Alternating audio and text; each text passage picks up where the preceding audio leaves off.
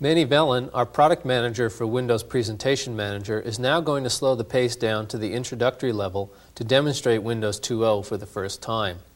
For those of you that are already familiar with Windows, I think you'll find the similarities and differences between Windows 1.03 and Windows 2.0 to be of considerable interest. Since Windows 2.0 and Presentation Manager look the same, this will give you an opportunity to see what Presentation Manager is ultimately going to look like. As product manager for Presentation Manager, Manny is responsible for the Windows portion of the OS2 software development kit. He is also responsible for acquiring device drivers for Presentation Manager and Windows. Before joining Microsoft, he spent 2 years developing proprietary Windows applications for Hewlett-Packard's personal software division. The previous speakers have talked about the internals of OS2, about the file system, inter-process communication.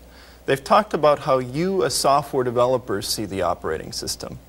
In my talk, I'd like to take a step back and consider how end users view your software and view the operating system. I'd like to talk about the user interface of OS2. Now, in the past, it hasn't made sense to talk about the user interface of our operating systems. MS-DOS didn't really have a user interface, unless you call the A greater than prompt a user interface.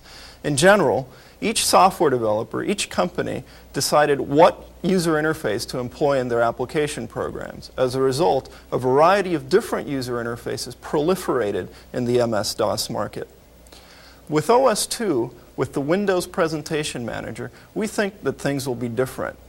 First of all, with OS2, when the user turns his or her system on, what the user will see will be a Presentation Manager user shell. The operating system itself, for its utilities that let you move around the file system and so forth, will employ the Presentation Manager. We think the user's expectation will be that other applications will also employ the Presentation Manager user interface. The Presentation Manager, for those of you who aren't familiar with it, is a natural evolution of our Microsoft Windows product. Microsoft Windows is a graphical, window-oriented, mouse-oriented product for real-mode MS-DOS. The Presentation Manager in OS2 builds on the ideas of Microsoft Windows, extending them where necessary to take advantage of OS2 features.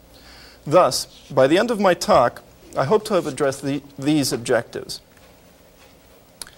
First, I'll go through the user interface, describing the different capabilities and techniques that the user interface and the operating system provide to you as software developers to take advantage of. Secondly, I'll demonstrate the user interface. I'll go through Microsoft Windows version 2.0, demonstrating these different capabilities. I'm using Microsoft Windows 2.0, first of all, to demonstrate that the user interface of Microsoft Windows 2.0 is the same as that of OS2, and secondly, to be able to show you a variety of different applications which make use of this interface. Finally, I'll talk about the Application Style Guide. The Application Style Guide is a document distributed by Microsoft that tells you how to design your software to be consistent with other applications that also follow the Application Style Guide. This results not only in appealing applications, but also in consistency. This aids in transference of learning with users. Users that learn to use one application learn a lot of fundamental capabilities that they can transfer when using other applications. A user that learns to use the MS-DOS notepad with Microsoft Windows is more than 50% of the way there to learning how to use the more complicated Microsoft Write application. Before I go into the demonstration, let me back up and talk about the objectives that Microsoft had in mind when it developed Microsoft Windows. The Microsoft Windows ideal, what Microsoft was trying to accomplish with MS Windows, was to develop an environment that allowed for applications that are highly interactive, consistent, graphical, and that work together. Now, this is a long, complicated sentence, so let's consider each clause in this sentence independently. First of all, highly interactive. Now, I'm sure you're all aware of the difference between batch and interactive type applications. However, In Windows and in the Presentation Manager, what we mean by interactive goes considerably further than this. We mean that users' actions should receive very fast visual response on the screen. We mean also that user interfaces should be very intuitive, that when the user does something, he does it in a very natural fashion and that he gets very fast feedback on the screen. Consistent. Now, in many ways, this is the goal of the application style guide, to suggest ways of doing things that are consistent from one application to another. For instance, the way of moving windows, the way of selecting commands. By suggesting common ways of doing this, the Windows environment can provide a very consistent fashion, a very consistent user interface across applications. Graphical. The graphical nature of applications is important not only to applications such as Microsoft Chart or the micrographics applications, but even to other non-graphical applications. Consider a word processor. A user who says that he wants to type with Times Roman 20-point italicized text, what that user wants to see on the screen is not a code that tells him it's Times Roman italicized text. He wants to see Times Roman italicized text. It's very difficult to do this without a graphical system. Even for applications such as databases and spreadsheets, having graphics in the system is very useful as a way of communicating user interface ideas. Finally, applications that work together. The idea here is that if you're writing a word processor, for example, that wants to integrate text and graphics, you shouldn't be forced to write a graphics program just so that you can intermix text and pictures. You'd like to be able to incorporate graphics from any source of graphics in the system. You'd like the system to define a set of data types and a mechanism for interchanging data from one application to another in a simple, straightforward fashion. Keep these objectives in mind as I take you through a tour of Microsoft Windows. Later on, we'll come back to them, and we'll see how successful we were in meeting these things. Consider now a typical Microsoft Windows screen. First, before talking about what you're seeing here, I'd like to explain this arrow which you see flying about the screen here. This is what's called the mouse pointer. I'll sometimes refer to it as the mouse cursor. It tracks the motions of the mouse as I move it left and right. You'll see that often the mouse pointer changes shape as it goes over sections of the screen that have significant importance. I'll talk about a couple of other things with relation to using the mouse. I'll talk about clicking, by which I mean pressing down on the mouse button. I'll also talk about dragging. By dragging, I mean to press down on the mouse button, to hold it down, to move the mouse somewhere else, and to let it go. The other mouse operation that I'll talk about is double clicking, to click on the mouse button twice in rapid succession. I haven't made any distinction between the left and the right mouse button on the mouse. In general, Windows and the Presentation Manager don't make any distinction between the two. Very well. To go back to what we see on the screen here.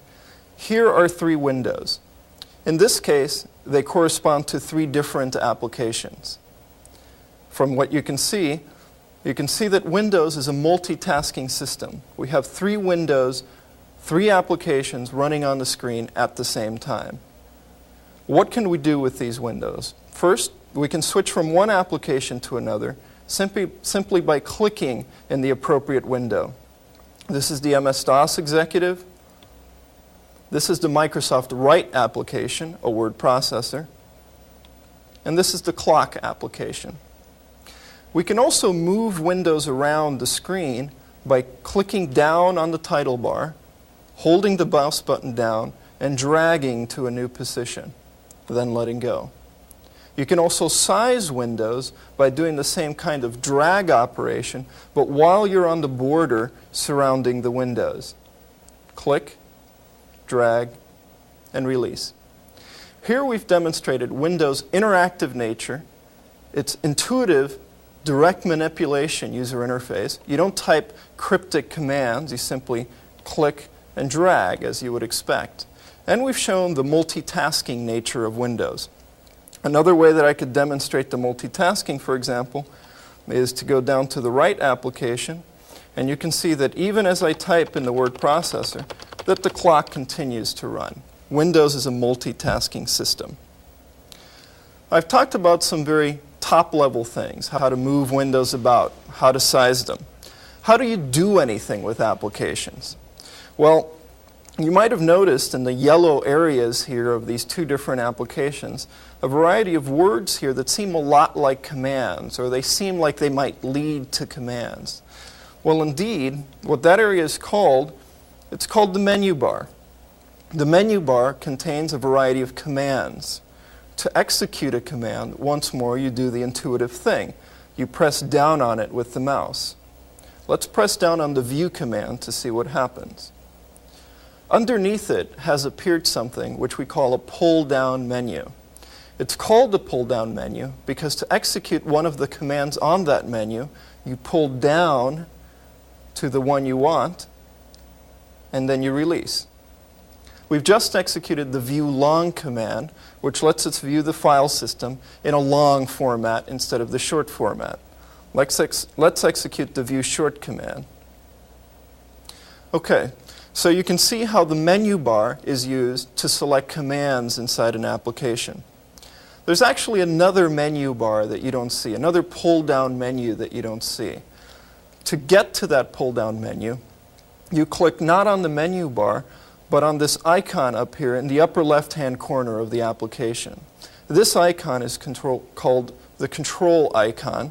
By clicking on it, that leads to the control menu. The control menu is used to duplicate a lot of the functions that can be done directly. For instance, the move command in the control menu can be used to do the same thing that you do by clicking on the title bar and moving a window around. The purpose of the control menu is primarily to operate Windows or the presentation manager from the keyboard instead of from the mouse. In most cases, the mouse is the most effective way of using the presentation manager.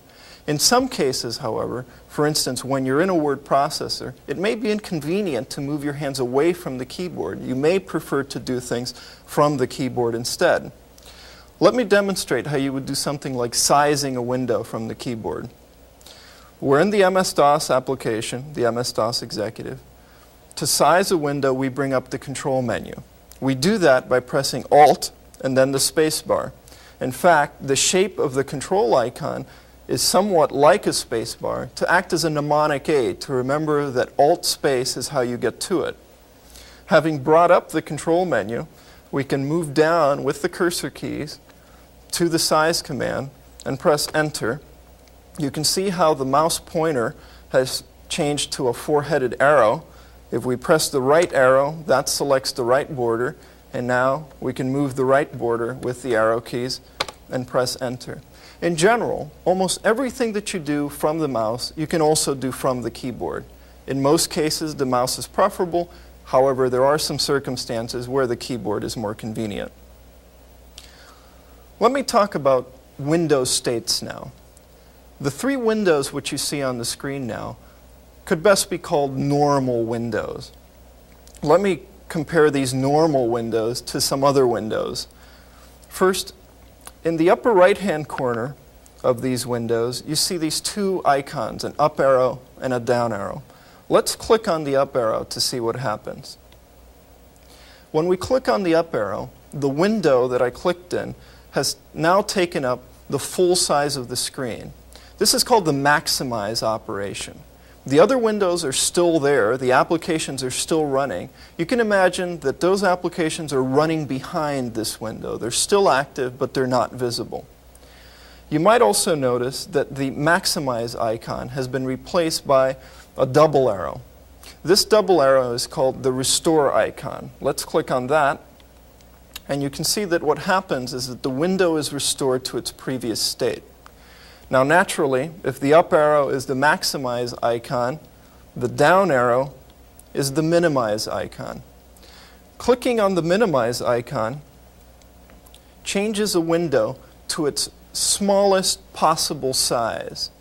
Now, We do call these icons, which is somewhat of an overused word and somewhat of an abused word. This icon is really just like any other window. The application is told that it's being minimized, and it can decide to do what it wants. In this case, the MS-DOS executive decides to simply display this graphical representation of itself, a disk. However, the clock application, when you minimize it, does something different. It continues to draw in its window as it does when it's a normal window. If you stare at the minute hand there long enough, at least for a minute, you will in fact notice that the minute hand continues to operate. There is another mouse operation that I haven't used, which is effected by double-clicking. The double-clicking operation executes the default command. The default command differs depending on where you're clicking. For instance, if we double-click on a minimized application, the default command says restore the window to its previous size. Okay?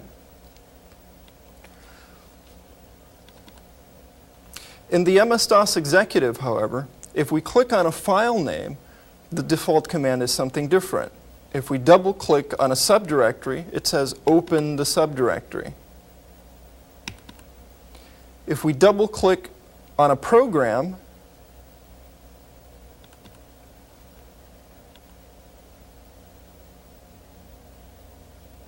if I can find a program,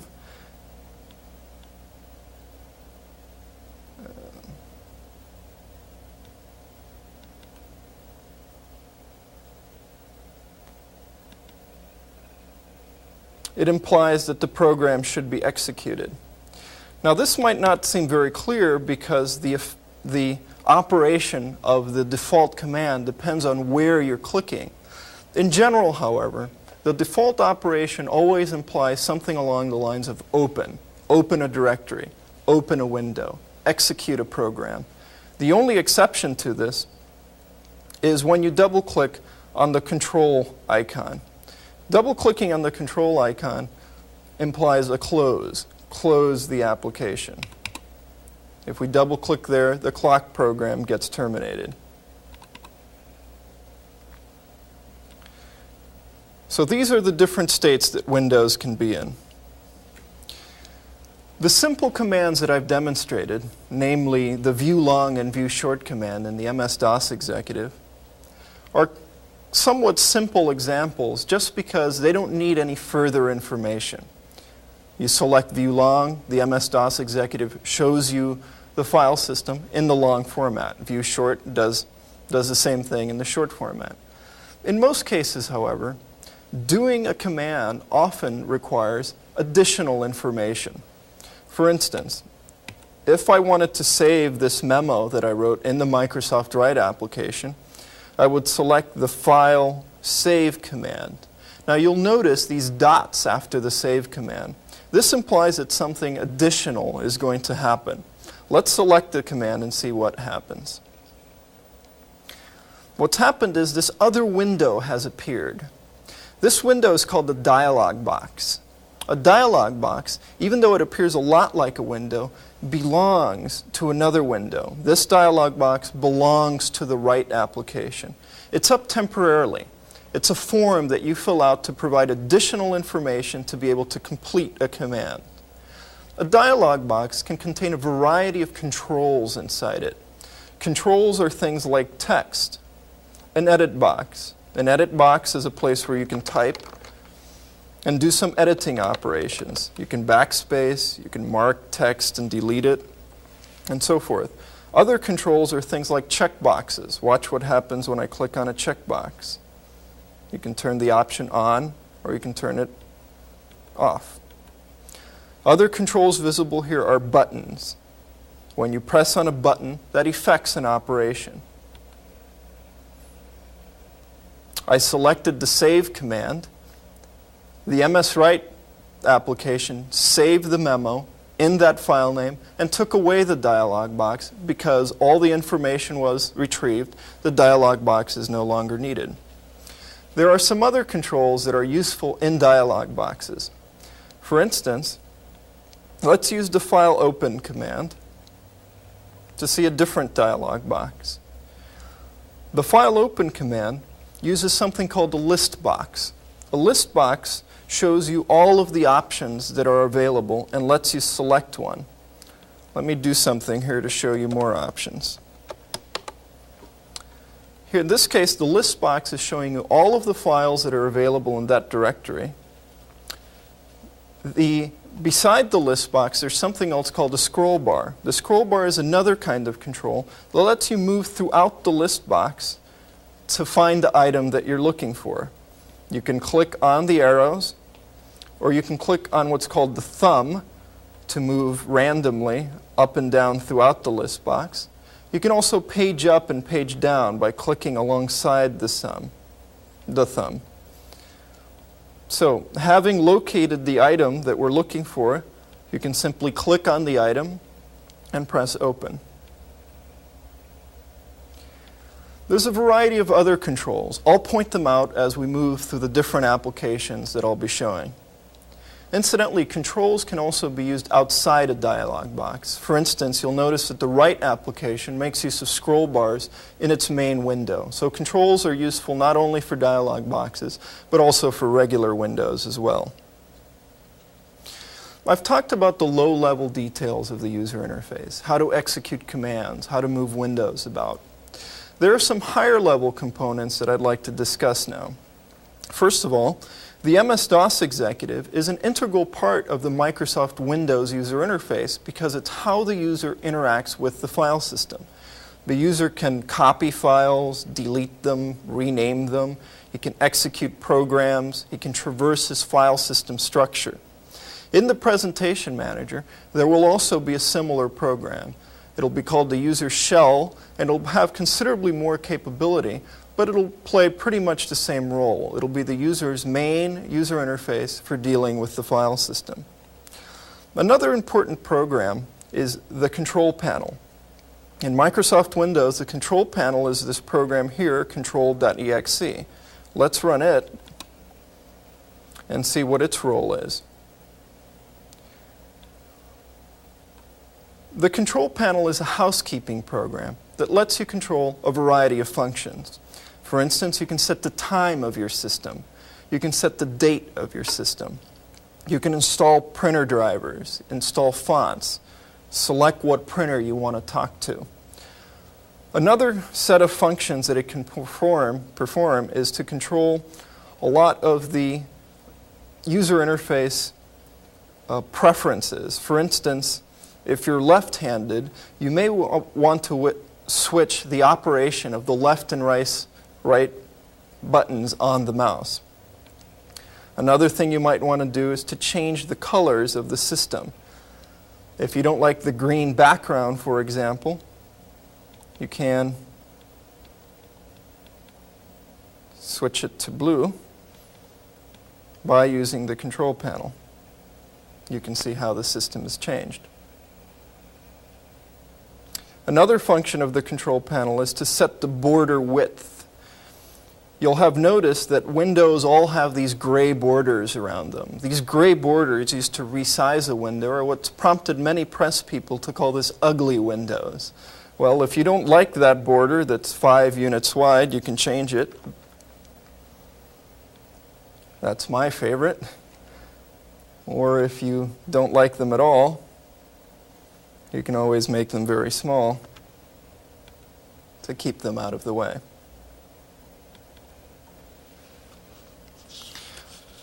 All right, let's review what we've talked about.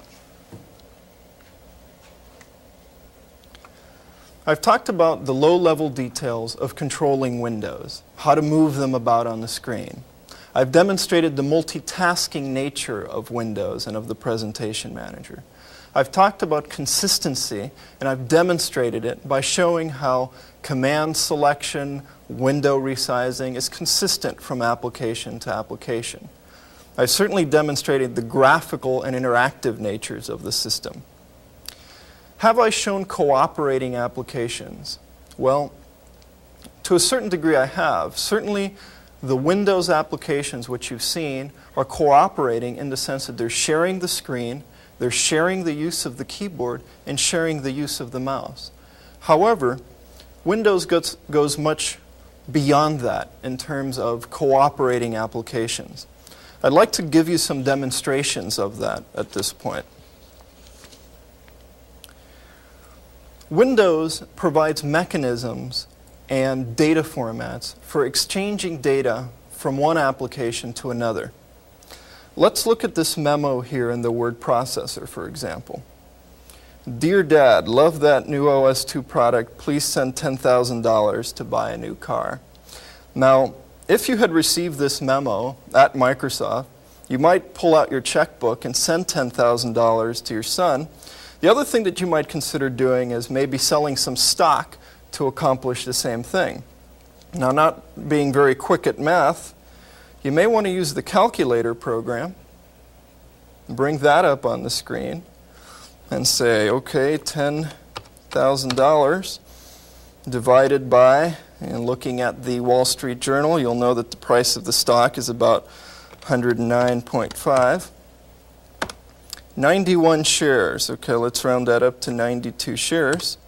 Having figured that out in the calculator, I guess you could just go over and type that into the word processor, but you can also use the clipboard of Windows. You can use the edit copy command to place that number onto the clipboard, and you can now come back to your word processor and compose your response. Dear Junior, here are, and now use the edit paste command. Here are 92 shares of stock so that you can buy your car. Incidentally, that leaves me with, we can now move back to the calculator. Let's see, 1 million shares minus 92. Well, I've still got that in the clipboard, so I can use edit paste. Edit copy again. That leaves me with edit paste. Shares.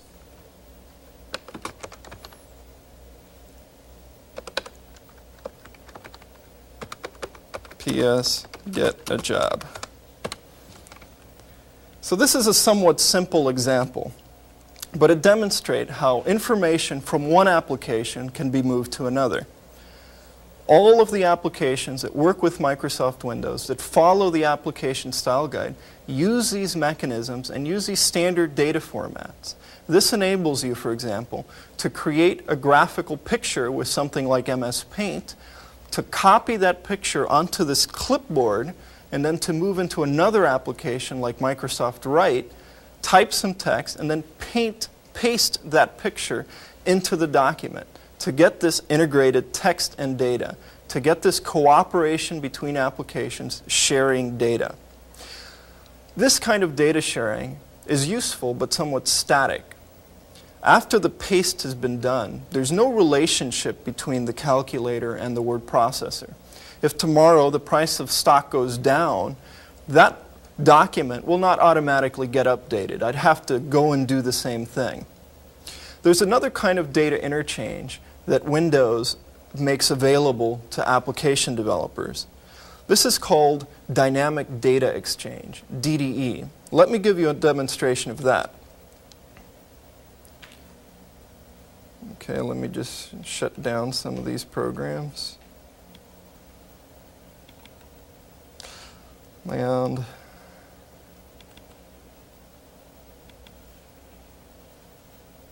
let's run the server application and the bar graph application.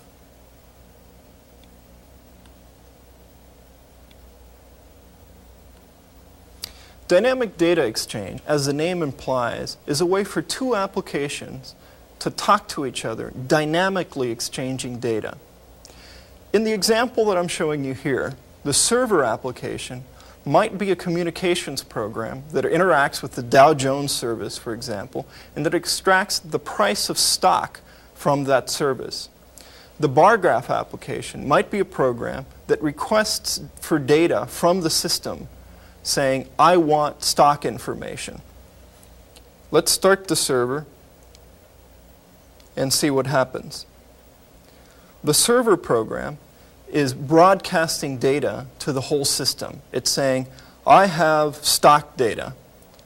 Other applications can broadcast requests for data. In this case, the bar graph application is saying, I want stock data. I want stock data on the T Corporation, the GM Corporation, IBM, and on the industrial average. As the data changes in the server program can communicate it to other applications. This isn't just a one-to-one thing. Multiple applications can be doing this at the same time, and as the data changes in one application, it can affect other applications. You can imagine how this would also be useful with things like database applications and spreadsheet applications. As the data changes in the database, it could also change in the spreadsheet. So DDE is another way for applications to cooperate in MS Windows. Let me talk about some other sophisticated, advanced capabilities of the user interface. The first one of these is device independence. Now, device independence is not so much a feature of the user interface. It's a feature of developing applications that do their output to the screen as part of their user interface and do their hard copy in a similar fashion and in a fashion that is independent of what the particular display device and hard copy device is. If I run the Notepad application, for example, I can type into this application, creating a memo, and later on use the file print command to print my memo. The way that that application draws to the screen and draws to the printer, outputs to the printer, is the same regardless of what the output device is. Going back to the control panel, I can see that the current output device is a PostScript printer. If I switch that to be an Epson printer or a PCL printer, a LaserJet,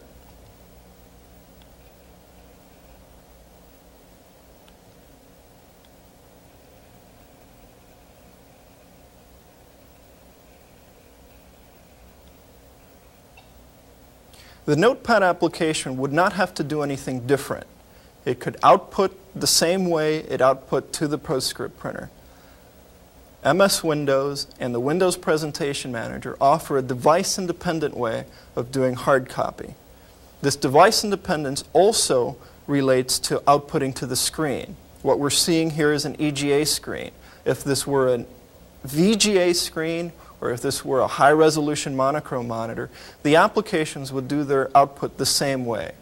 You as software developers no longer need to know the details of every single different output device. You can get away from supporting devices and concentrate just on your application code. Now, almost the exact opposite of device independence is the need to do WYSIWYG. What you see is what you get, user interfaces. In a WYSIWYG interface, you don't want to ignore the output device. On the screen, you want to be able to show the user as much as possible exactly what the user is going to see on his output device. The Microsoft Write application, for instance,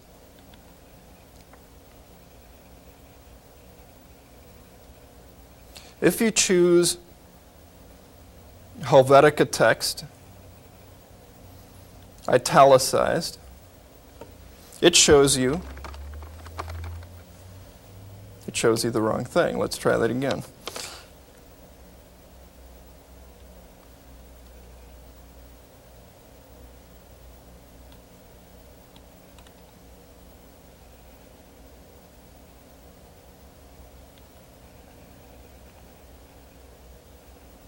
If you choose Helvetica text, italicized, and you have a printer that is capable of outputting Helvetica text italicized, it'll show you that font on the screen.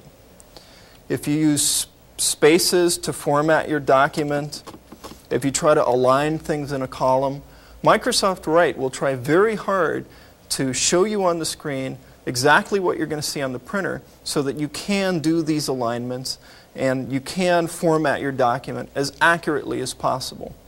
To be able to do this what you see is what you get type user interfaces, Microsoft Write needs to be able to ask the system for a lot of information. It needs to be able to ask the system, what kind of fonts are supported on this output device? What kind of resolution is it using? What is the aspect ratio of that device? Microsoft Windows and the Presentation Manager provide this information to application programs so that they can provide WYSIWYG type interfaces. Furthermore, they provide this information in a device-independent fashion. Microsoft Write is able to request this information from the system, but again, it does so in a standard fashion regardless of what the output device is. If, for instance, I switch to a LaserJet printer and I specify that I have a Microsoft cartridge on it, using the same kind of API calls to the system, Microsoft Write can determine that the LaserJet with this cartridge supports the same font and continues to show Helvetica italicized text on the screen. If I were to select a different printer, something like an LaserJet printer without a cartridge,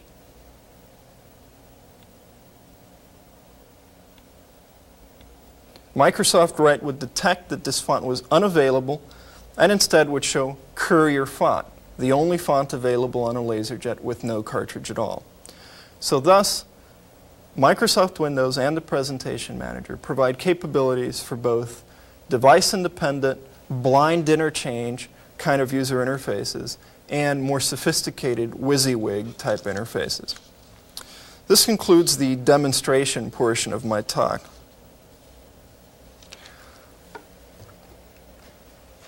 To review what I've talked about the fundamental concepts of operating windows, resizing them, executing commands, bringing up dialog boxes.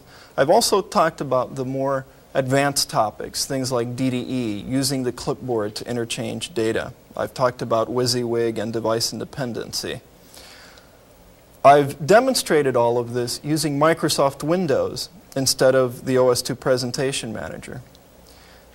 I've done this I've been able to do this because Microsoft Windows version 2.0 has exactly the same user interface as that used by the Presentation Manager. This similarity is not a coincidence, it's something that we're doing by design. By providing the same user interface in our MS-DOS Real Mode product, Microsoft Windows, as we're providing in our OS2 Protected Mode product, the Windows Presentation Manager, will provide a common user interfaces that users can easily transition from. They can start out with Microsoft Windows today and move to OS2 and the Presentation Manager in the future without a lot of relearning. Now, I've stated that the products are exact, but they're not completely identical. There are some additional things in the user interfaces. First of all, OS2, because it has some additional capability, has some additional keyboard semantics. Some things like pressing Control Escape to bring up the switch list are available only in the OS2 product, not in Microsoft Windows. Another area where the products are different is that Windows 2.0 is what I call bimodal. It works both in the old style of Microsoft Windows version 1.03 and in the OS2 style. There's some things from the keyboard, for example, moving from one application to another that can be done either by pressing Alt-Tab or by pressing Alt-Escape. The system works in both fashions. OS2, on the other hand, will work only in the new style. So, although the user interfaces are very similar, there are some minor discrepancies. The final area where the difference different is that the OS2 Presentation Manager will include a more sophisticated user shell that goes considerably further than the MS-DOS Executive in its functionality. The final area I'd like to talk about is the Application Style Guide. As I mentioned at the start of my talk, the Application Style Guide is a document by Microsoft that tells you as software developers how to write your software in a way that's consistent with other applications that follow the Application Style Guide. The Style Guide covers things like visual appearance. What kinds of items should you have on your menu bar? How should you use scroll bars? Where should you position things on the screen? It covers keyboard usage. Some keyboard things such as resizing a window or moving it, are defined by the system. However, other things, such as specifying that F1 should lead to a help screen, is something that it's up to each application to implement. The Application Style Guide makes these suggestions and shows you ways of doing things that are consistent with other applications. Standard dialog boxes, things like File Open and File Save, Change Printer. These are all dialog boxes that appear in almost every application. Almost every application needs to open files, to save files, to print. By using these dialog boxes in a consistent fashion, users can transfer a lot of information from one application to another. Another area that the Application Style Guide covers is good citizenship. How should you write your applications so as not to interfere with other applications? What things can you do? Things such as posting information on the clipboard, not consuming all of the CPU resources. Ways that you can guarantee that your application will work well with others in the system. The final area that the Application Style Guide covers is internationalization. Microsoft Windows and the Presentation Manager provide a way for you to package all of your strings, all of your dialog boxes, all of the information in your applications that would have to be changed if you wanted to localize your software, if you wanted to translate it to another language. The Application Style Guide suggests how you can do this in a fashion that would be most easiest for you to translate when moving your applications to other languages. To summarize, in my talk, I've demonstrated the fundamental concepts of the user interface. I've taken you through a tour of Microsoft Windows version 2.0, which implements this user interface. And I've talked about the Application Style Guide, a document that tells you how to write your applications in a way that they'll be consistent with other applications. For additional information on the topic we just covered, be sure to take a look at the written questions and answers that accompanied this video tape.